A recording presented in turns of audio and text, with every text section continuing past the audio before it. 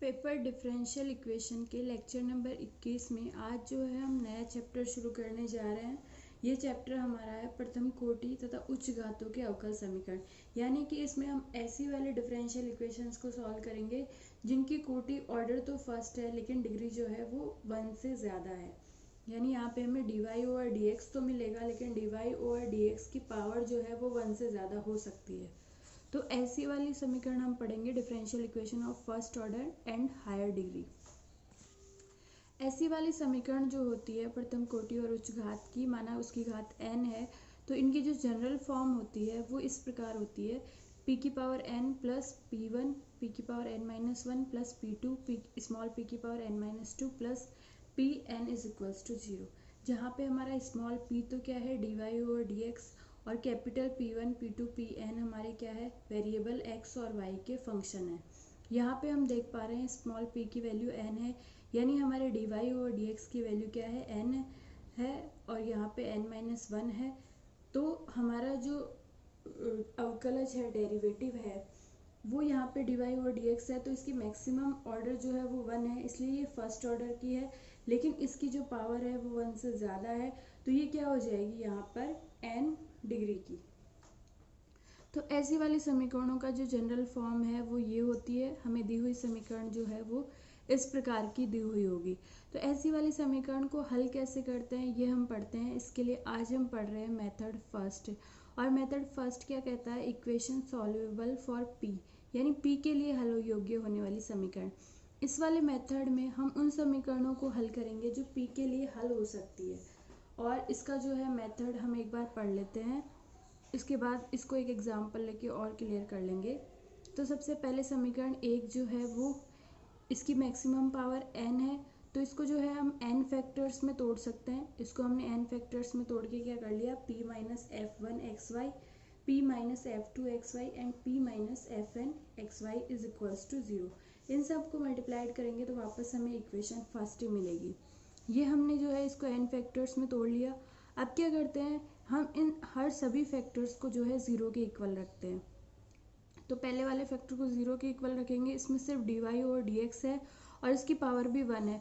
तो प्रत्येक फैक्टर को 0 के इक्वल रखने पे हमें n जो है फर्स्ट ऑर्डर और फर्स्ट डिग्री की इक्वेशंस मिल जाएगी।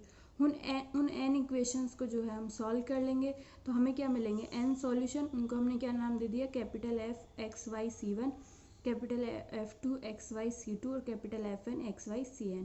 हमें जो मिलेंगे सॉल्यूशन वो एक्स वाई और कांस्टेंट में रिलेशन होगा। तो ये n सॉल्यूशन जो है हमारे इन n समीकरणों को हल करने पे हमें मिले हैं। तो इसके बाद हमें क्या करना है, ये क्या हो गया, ये तो इन n समीकरणों के अलग अलग हल हो गए, लेकिन जब ये कंबाइंड है तो इसका व्यापक हल क्या हो जाएगा, जब हम इन n हलों को जो है वो मल्टीप्लाइड करके इक्वल 0 कर देंगे तो ये हमारी क्या हो जाएगा, समीकरण एक का हल। और इसमें एक और काम हम करते हैं कि सारे कांस्टेंट जो है वो हमारे खुद के माने हुए हैं, तो इन सबको किसी एक कांस्टेंट c के इक्वल कर देते हैं। तो हमारा ये व्यापक हल जो है वो किस प्रकार का हो जाएगा, function of x y c, second function of x y c and n function of x y c is equals to 0। ये हमारा क्या हो जाएगा, समीकरण एक जो हमारी दी हुई है जो कि फर्स्ट ऑर्डर की है लेकिन फर्स्ट डिग्री की नहीं है, उस वाली समीकरण का ये क्या हो जाएगा, व्यापक हल। तो इसको और ज़्यादा क्लियर समझने के लिए हम क्या करते हैं, एक एग्जांपल लेते हैं। आपको मेथड जो है थोड़ा कॉम्प्लिकेटेड लगा होगा, लेकिन जब इसको एग्जांपल लेके करेंगे तो ये आपको अच्छे से समझ में आ जाएगा। तो हम एग्जांपल ले रहे हैं, सॉल्व हल कीजिए p square plus two p y cot x is equals to y square. तो इसके सॉल्यूशन में सबसे पहले हमने दी हुई समीकरण p square plus two p y cot x is equals to y square, इसको हमने लिख लिया। ये वाई स्क्वायर को हम इधर ले आएंगे इक्वेशन के, तो ये माइनस का हो जाएगा और इक्वल 0 हो जाएगा। इसको हमने इधर ले आए तो p square plus two p y cot x minus y square equals to 0। अब हम देख पा रहे हैं ये वाली समीकरण जो है वो p में द्विघात है, तो इससे जो है अपन p की वैल्यू निकाल सकते हैं श्रीधराचार्य विधि से। तो यहाँ पर p की वैल्यू निकालेंगे तो क्या होगा, माइनस b, यहाँ पे हमारा b क्या है, 2y कॉट एक्स जो p के साथ है, तो 2y माइनस b करेंगे तो 2y कॉट एक्स हो जाएगा, प्लस माइनस रूट ऑफ क्या करते हैं अपन, b स्क्वायर। तो यहाँ पे b क्या है, 2y कॉट एक्स, तो इसका स्क्वायर क्या हो जाएगा, 4y cot square x minus 4ab। 4a हमारा 1 है और b हमारा 4ac, सॉरी यहाँ पे क्या आएगा, b स्क्वायर माइनस 4ac। तो यहाँ पे 4 ले लिया, ए जो है हमारा 1 है तो वो एज इट इज़ रहेगा, और सी जो है हमारा -y² है। इसको हमने लिख लिया। डिवाइडेशन में क्या आता है 2 इंटू ए, तो यहाँ पे ए हमारा 1 है तो अपॉन में सिर्फ क्या रहेगा 2। इसको और ज़्यादा हल कर लेते हैं तो हम देख पा रहे हैं यहाँ पे माइनस माइनस क्या हो जाएगा प्लस, 4 को हम बाहर ले आए रूट के तो वो क्या हो जाएगा 2, 2 को ऊपर से कॉमन लेंगे और नीचे वाले 2 से कैंसिल आउट कर देंगे, तो 2 जो है वो ओवरऑल पूरे फैक्टर में से जो है कैंसिल हो जाएगा। तो हमारा ऊपर क्या बचेगा -y cot x, 2 कैंसिल हो गया, plus minus √y² cot² x plus y²।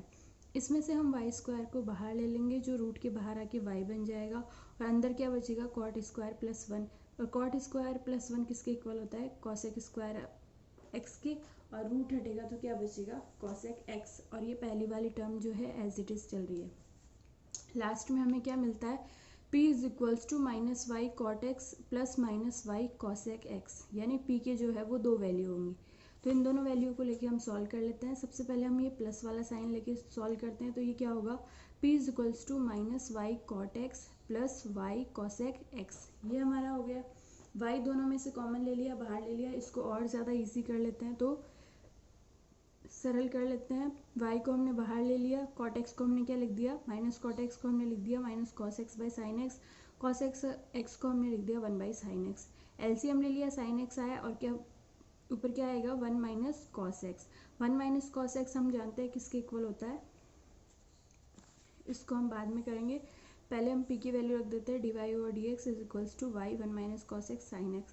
इसके बाद जो है हम चरों का पृथक्करण कर देते हैं, x वालों को और y वालों को अलग अलग कर लेते हैं, तो dy इधर है और इसके साथ y आ जाएगा तो अपॉन में y आ जाएगा, और x वाला पूरा फंक्शन इधर है तो dx जो है इधर चला जाएगा। इसके बाद हम लिखते हैं 1 - cos x किसके इक्वल होता है 2 sin² x/2 के, और sin a को हम लिख सकते हैं 2 sin a/2 cos a/2, तो वहाँ से इसको लिख दिया 2 sin x/2 cos x/2। एक साइन से कैंसिल हो जाएगा, 2 से 2 कैंसिल हो जाएगा, और हमारे पास क्या बचेगा sin x/2 बटे cos x/2। dx चल रहा है, dy और y भी जो है वो चल रहा है। यहाँ पे हमारे पास क्या बचेगा tan x/2 और dx, ये dy ओवर x। अब हम क्या कर देते हैं इसका इंटीग्रेशन किया तो क्या आया log y = tan x/2 का क्या होगा -log cos x/2, और x/2 का करेंगे तो अपॉन में क्या आएगा हाफ, प्लस log c, ये हमने फॉर्मूले से जो है इसका इंटीग्रेशन कर दिया। इसके बाद ये 2 को जो है ऊपर मल्टीप्लाई कर देंगे तो ये -2 log cos x/2 हो जाएगा। इसके बाद जो है इस -2 को इसकी पावर में भेज देंगे तो ये cos की पावर -2 हो जाएगी, तो अपॉन में चला जाएगा, ये क्या आएगा अपॉन में चला जाएगा, और -2 को अंदर भेजने से ये वाली टर्म भी पॉजिटिव होगी, तो ये लॉग और ये लॉग आपस में ऐड हो जाए, आपस में क्या हो जाएंगे ऐड हो जाएंगे, ये आपस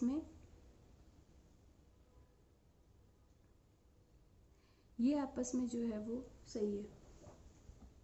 यहाँ पे हमने क्या किया, आप इसको जो है रफली एक स्टेप और करके देख लेना, मैंने इसको डायरेक्ट लिख दिया। -2 को जब अंदर कर देते हैं तो log ये वाली टर्म पॉजिटिव हो जाएगी, लेकिन cos की पावर -2 ये, तो ये अंदर क्या हो जाएगा 1 / cos² x/2, ठीक है। अब ये log c और ये प्लस log 1/cos² x/2, तो log a log b = क्या होता है log a × b, तो log a क्या हो जाएगा c, और इंटू बी हमारा क्या है 1 / cos² x/2।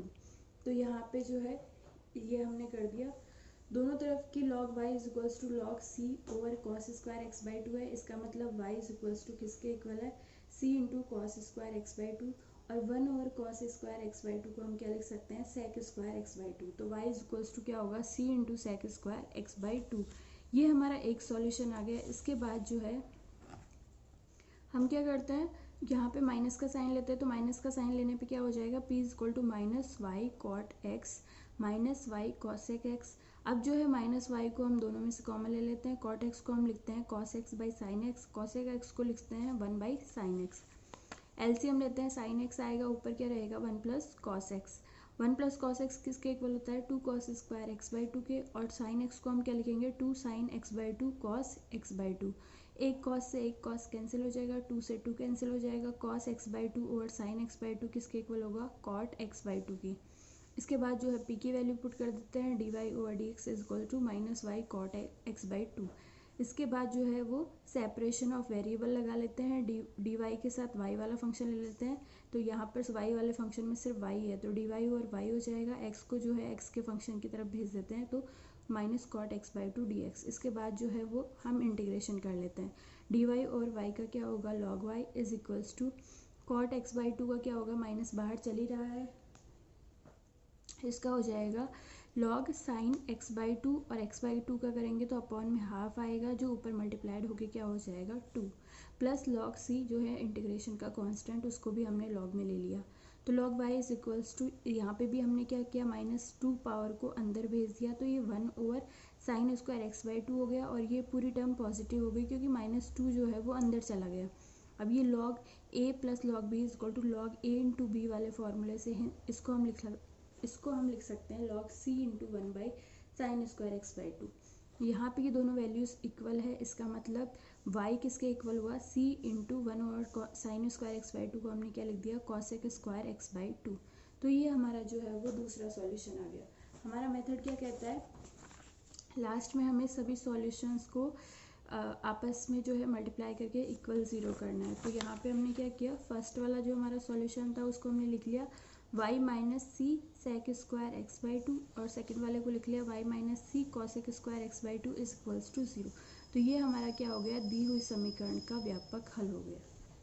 यहाँ पे एक और बात है, यहाँ पे भी हमने इंटीग्रेशन का कांस्टेंट c लिया था, और दूसरे वाले के लिए भी c लिया है, क्योंकि हमारा मेथड क्या कहता है कि लास्ट में हम ये हमारी जो है आर्बिट्रेरी स्विच्ड अचर है, तो इनको हम जो है किसी एक कांस्टेंट के इक्वल भी ले सकते हैं। तो दोनों सॉल्यूशन में जो है हमने कांस्टेंट क्या लिया है, सेम लिया है। तो ये आपका फर्स्ट वाला मेथड हुआ ऐसी इक्वेशंस को सॉल्व करने के लिए जो फर्स्ट ऑर्डर की तो है लेकिन फर्स्ट डिग्री की नहीं है। इससे रिलेटेड आपकी बुक में जितने भी क्वेश्चन हैं एक्सरसाइज के और एग्जाम्पल, उन सबको आप सॉल्व कर लीजिए, और आपको कोई भी प्रॉब्लम है तो आप पूछ लीजिएगा।